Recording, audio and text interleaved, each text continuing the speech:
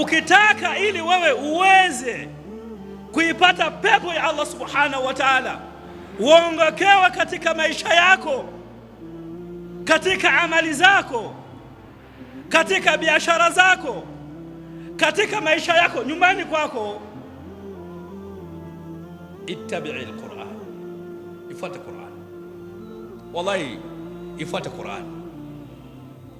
Acha mambo makando kando, acha mambo ya ovyo ovyo, fuata Uislamu, fuata Qur'ani, alafu angalia natija yake ni nini. Akasema Allah subhanahu wa ta'ala, wa yukhrijuhum min adh-dhulumati ila an-nur, na hii Qur'ani watoa watu katika kiza, dhulumatul kufr, dhulumatul bid'a wa dhalal, dhulumatul jahl, ujinga. Fata Qur'ani, isome Qur'ani, itafute maana ya Qur'ani, uitambue, uijue. Acha kuwa mjinga. Muislamu awe imaa.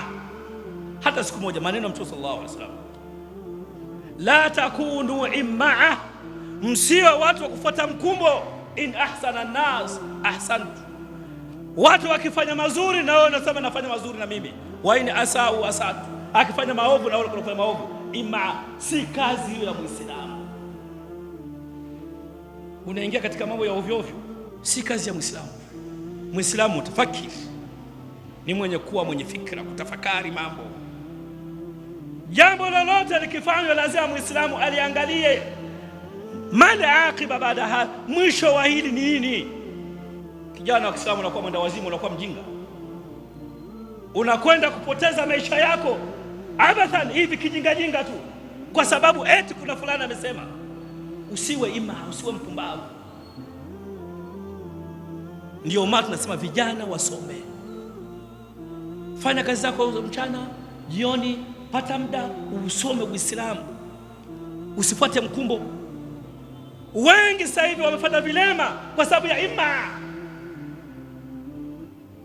wamepata maradhi muzmin kwa sababu ya ima, wanaishi maisha ya tabu kwa sababu ya ima, watu kuwa kufuata mkumbo na kuwa wajinga. Muislamu atakana awe ni kioo, mirat lil akhar, awe ni kioo cha mwingine.